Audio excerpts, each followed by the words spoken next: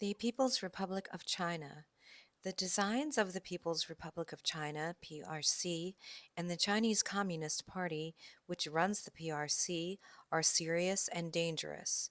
This tyrannical country, with a population of more than 1 billion people, has the vision, resources, and patience to achieve its objectives. Protecting the United States from the PRC's designs requires an unambiguous offensive defensive mix, including protecting American citizens and their interests, as well as U.S. allies, from PRC attacks and abuse that undermine U.S. competitiveness, security, and prosperity. The United States must have a cost imposing strategic response to make Beijing's aggression unaffordable, even as the American economy and U.S. power grow. This stance will require real, sustained, near unprecedented U.S. growth, stronger partnerships, synchronized economic and security policies, and American energy independence. But above all, it will require a very honest perspective about the nature and designs of the PRC as more of a threat than a competitor. The next president should use the State Department and its array of resources to reassess and lead this effort just as it did during the Cold War. The U.S. government needs an Article 10 for China, and it should be a presidential mandate. Along with the National Security Council, the State Department should draft an Article 10, which should be a deeply philosophical look at the China challenge. Many foreign policy professionals and national leaders, both in government and the private sector, are reluctant to take decisive action regarding China. Many are vested in an unshakable faith in the international system and global norms. They are so enamored with them that they cannot brook any criticisms or reforms, let alone acknowledge their potential for being abused by the PRC. Others refuse to acknowledge Beijing's malign activities and often pass off criticism as conspiracy theories. For instance, many were quick to dismiss even the possibility that COVID-19 escaped from a Chinese research laboratory.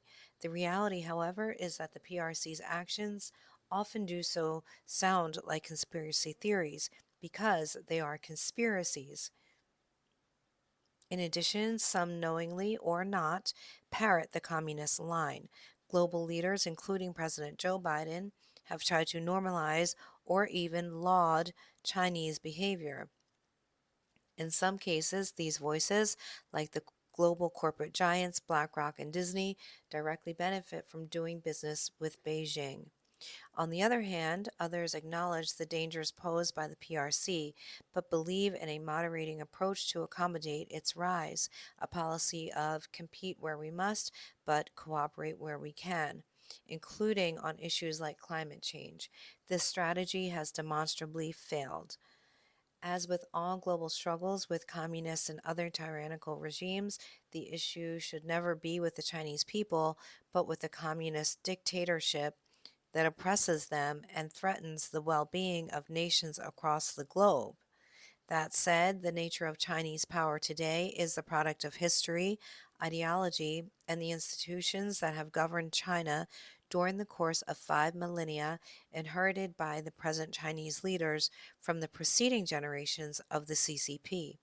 In short, the PRC challenge is rooted in China's strategic culture and not just the Marxism Leninism of the CCP, meaning that internal culture and civil society will never deliver a more normative nation. The PRC's aggressive behavior can only be curbed through external pressure. The Islamic Republic of Iran.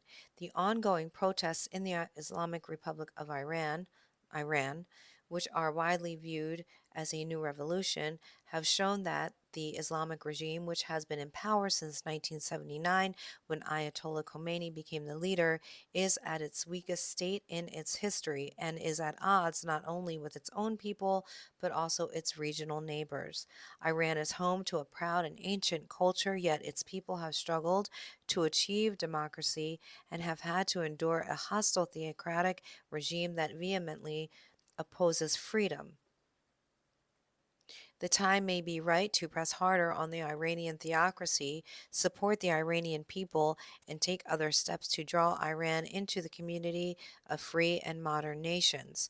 Unfortunately, the Obama and Biden administrations have propped up the brutal Islamist theocracy that has hurt the Iranian people and threatened nuclear war.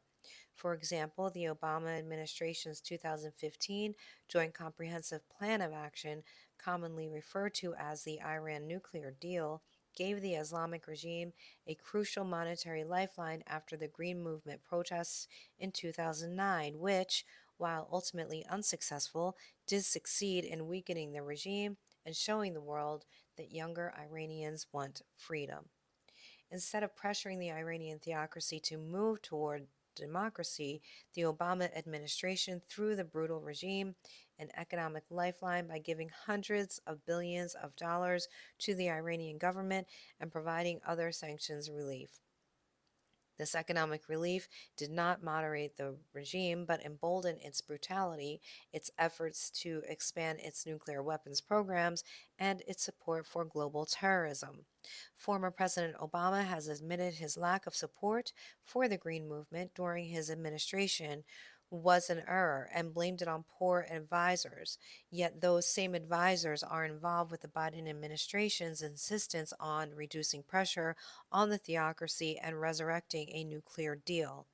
The next administration should neither preserve nor repeat the mistakes of the Obama and Biden administrations. The correct future policy for Iran is one that acknowledges that it is in U.S. national security interests, the Iranian people's human rights interests, and a broader global interest in peace and stability for the Iranian people to have the democratic government they demand. This decision to be free of the country's abusive leaders must, of course, be made by the Iranian people, but the United States can utilize its own and others' economic and diplomatic tools to ease the path toward a free Iran and a renewed relationship with the Iranian people. The Bolivarian Republic of Venezuela. Once a model of democracy and a true U.S. ally, the Bolivarian Republic of Venezuela has all but collapsed under the communist regimes of the late Hugo Chavez and Nicolas Maduro. In the 24 years since Hugo Chavez was first elected Venezuelan president in 1999, the country has violently cracked down on pro democracy citizens and organizations, shattered its once oil rich economy, empowered domestic criminal cartels, and helped fuel a hemispheric refugee crisis. Venezuela has swung from being one of the most prosperous, if not the most prosperous, country in South America to being one of the poorest. Its communist leadership has also drawn closer to some of the United States' greatest international foes, including the PRC and Iran, which have long sought a foothold in the Americas. Indeed, Venezuela serves as a reminder of just how fragile democratic institutions that are not maintained can be. To contain Venezuela's communism and aid international partners, the next administration must take important steps to put Venezuela's communist abusers on notice while making strides to help the Venezuelan people. The next administration must work to unite the hemisphere against this significant but underestimated threat in the southern hemisphere. Russia. One issue today that starkly divides conservatives is the Russia Ukraine conflict. The common ground seems to be recognition that presidential leadership in 2025 must chart the course.